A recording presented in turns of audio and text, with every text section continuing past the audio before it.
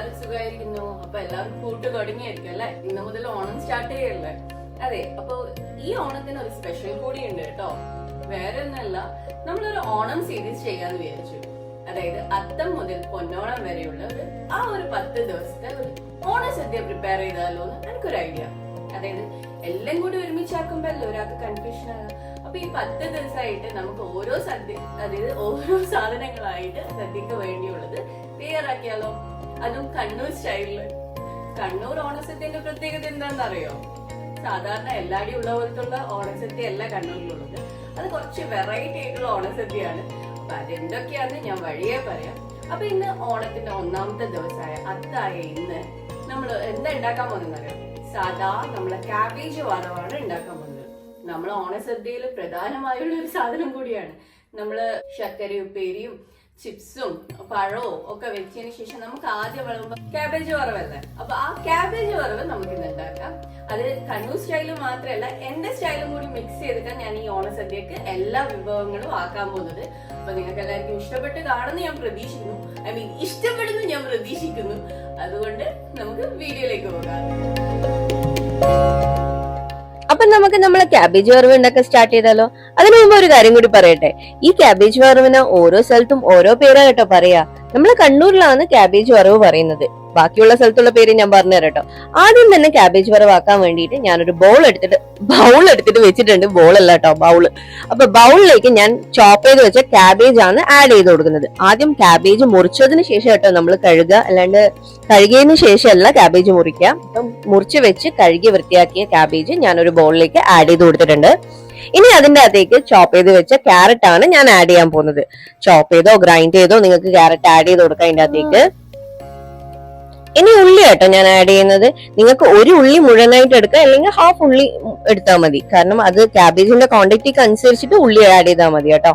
അപ്പൊ ഉള്ളി ആഡ് ചെയ്തതിന് ശേഷം ഇനി ഇതിന്റെ അകത്തേക്ക് ഞാൻ ആഡ് ചെയ്യാൻ പോകുന്നത് ഒരു പച്ചമുളകാണ്. അത് നീളത്തിൽ കട്ട് ചെയ്തിട്ടാണ് ഞാൻ അതിന്റെ അകത്തേക്ക് ചേർത്ത് കൊടുത്തിട്ടുള്ളത്. അതിന്റെ കൂടെ തന്നെ ഒരു തണ്ടിന്റെ അളവിൽ കരിവേപ്പിലയും ഞാൻ ഇവിടെ ആഡ് ചെയ്ത് കൊടുത്തിട്ടുണ്ട്. അതിനോടൊപ്പം തന്നെ ഒരു കൈപ്പിടിന്റെ അളവിൽ തേങ്ങയും കൂടി ഞാൻ ചേർത്ത് കൊടുത്തിട്ടുണ്ട്. ഇനി അതിന്റെ അകത്തേക്ക് മഞ്ഞൾ പൊടിയാണ് ആഡ് ചെയ്ത് കൊടുക്കേണ്ടത്. ഞാനിവിടെ 1/4 ടീസ്പൂണിന്റെ അളവിൽ മഞ്ഞൾ പൊടി ആഡ് ചെയ്ത് കൊടുത്തിട്ടുണ്ട്.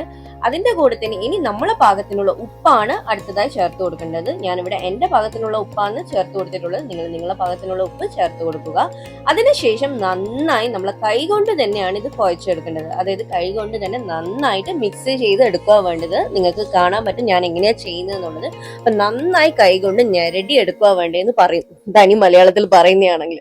അപ്പൊ നന്നായി കൈ കൊണ്ട് മിക്സ് ചെയ്തെടുത്തതിന് ശേഷം ഇതൊരു സൈഡിലേക്ക് മാറ്റി വെക്കാം നമുക്ക്. ഇനി നമുക്ക് ഈ വറവ് ഉണ്ടാക്കാൻ പോകുന്ന പാത്രം എടുത്തിട്ട് അടുപ്പത്ത് വെച്ചിട്ട് ഫ്ലെയിം ഓൺ ചെയ്ത് മീഡിയം ഫ്ലെയിമിലേക്ക് മാറ്റി വെക്കാം. ഞാനിവിടെ മൺചട്ടിയാണ് എടുത്തിട്ടുള്ളത്, മണ്ണിന്റെ ചീനച്ചട്ടി എടുത്തിട്ടുള്ളത്. അപ്പൊ ഫ്ലെയിം ഓൺ ചെയ്ത് മീഡിയം ഫ്ലെയിമിലേക്ക് മാറ്റി വെച്ചതിന് ശേഷം ചട്ടി ചൂടായതിനു ശേഷം നമുക്ക് അതിനകത്തേക്ക് എണ്ണ ആഡ് ചെയ്ത് കൊടുക്കാം. ഞാനിവിടെ വെളിച്ചെണ്ണ കേട്ടോ ഉപയോഗിച്ചിട്ടുള്ളത്. നിങ്ങൾക്ക് ഇഷ്ടമുള്ള ഓയിൽ ആഡ് ചെയ്യാം. പക്ഷേങ്കിൽ വെളിച്ചെണ്ണ ആയിരിക്കും ഏറ്റവും നല്ലത്. കാരണം നമ്മൾ ഓണസദ്യ അല്ലേ ആക്കാൻ പോകുന്നത്. ഓണം റെസിപ്പീസിനെല്ലാം വെളിച്ചെണ്ണ തന്നെ ഏറ്റവും നല്ലത്. അപ്പൊ എണ്ണ ഒന്ന് ചൂടായതിനു ശേഷം ഞാൻ ഇതിനകത്തേക്ക് കടു ആഡ് ചെയ്ത് കൊടുക്കുക ചെയ്യുന്നത്. അതിനു മുമ്പ് ഞാനൊന്ന് ചട്ടിയായിട്ട് എണ്ണ മിക്സ് ചെയ്തെടുത്തിട്ടുണ്ട്, അതൊന്ന് ചുറ്റി എടുത്തിട്ടുണ്ട്. അപ്പൊ നമ്മളെ കടു പൊട്ടിത്തെറിച്ചതിന് ശേഷം ഞാൻ ഇതാ ക്യാബേജ് ഇതിന്റെ അകത്തേക്ക് ആഡ് ചെയ്ത് കൊടുക്കുക ചെയ്യുന്നത്. ക്യാബേജ് ആഡ് ചെയ്തതിന് ശേഷം നമുക്കൊരു സ്പൂണോ സ്പാച്ചിലോ വെച്ചിട്ട് ഒന്ന് നന്നായിട്ട് മിക്സ് ചെയ്തെടുക്കാം. അതായത് കടുവും എണ്ണയും എല്ലാം കൂട്ടിയിട്ടൊന്ന് നന്നായിട്ടൊന്ന് മിക്സ് ചെയ്തെടുക്കാം. മിക്സ് ചെയ്തെടുത്തതിന് ശേഷം ഒരു 2-3 മിനിറ്റിലധികം ഒന്ന് നന്നായിട്ട് സ്പൂൺ വെച്ചിട്ട് മിക്സ് ചെയ്തുകൊണ്ടേ ഇരിക്കുക.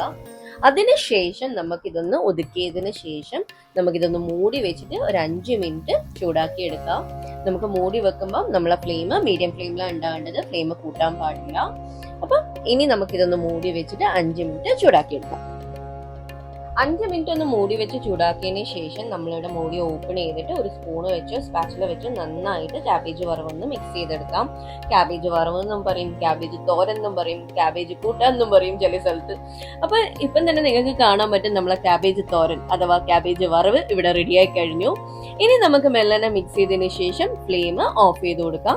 ഫ്ലെയിം ഓഫ് ചെയ്തിട്ട് നമുക്കിനി ഒരു സെർവിങ്ങിന് വേണ്ടിയിട്ട് ഒരു ബൗളിലേക്കോ അല്ലെങ്കിൽ ഒരു പാത്രത്തിലേക്കോ മാറ്റി കൊടുക്കാം. നമ്മളെ ക്യാബേജ് തോരൻ ഇവിടെ റെഡി ആയി കഴിഞ്ഞു.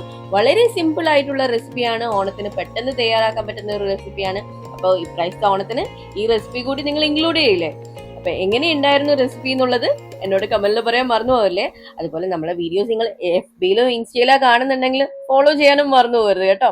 ഇതുപോലത്തെ നല്ല നല്ല വീഡിയോസ് വേണമെങ്കിൽ ഫോളോ ചെയ്തേ പറ്റുള്ളൂ. അതുപോലെ യൂട്യൂബിലാണെങ്കിൽ സബ്സ്ക്രൈബ് ചെയ്യും വേണേ.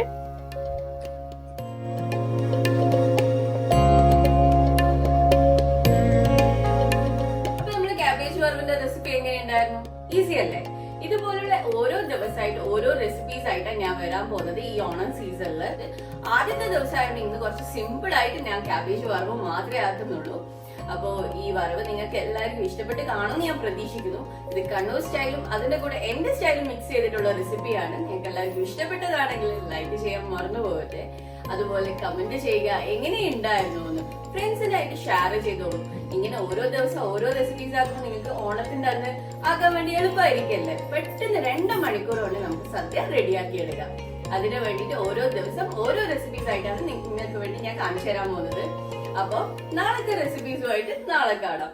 അപ്പൊ വീണ്ടും പറയാണ്, സബ്സ്ക്രൈബ് ചെയ്യേണ്ട കാണുന്നുണ്ടെങ്കിൽ സബ്സ്ക്രൈബ് ചെയ്തിട്ട് കാണണേ. അപ്പോഴേ നിങ്ങൾക്ക് നമ്മുടെ വീഡിയോസ് എല്ലാം അപ്ഡേറ്റ് ചെയ്ത് കാണാൻ പറ്റുള്ളൂ. വീഡിയോ ഇഷ്ടമായിട്ടുണ്ടെങ്കിൽ ലൈക്ക് ചെയ്യുക, ഷെയർ ചെയ്യുക, കമന്റ് ചെയ്യുക. അപ്പൊ കണ്ണൂർ സദ്യന്റെ പ്രത്യേകത എന്താണെന്നല്ലേ? കണ്ണൂർ സദ്യയില് നമ്മള് നോൺ വെജും കൂടി ഇൻക്ലൂഡ് ചെയ്തിട്ടാണ് സദ്യ ഉണ്ടാക്കുക. വെറും വെജിറ്റേറിയൻ സദ്യ അല്ല കേട്ടോ കണ്ണൂര്. അത് എന്തൊക്കെ ഇൻക്ലൂഡ് ചെയ്യാന്ന് നാളത്തെ വീഡിയോയിൽ പറയാം. അപ്പൊ വീണ്ടും നാളെ കാണുന്നവരെ ബൈ.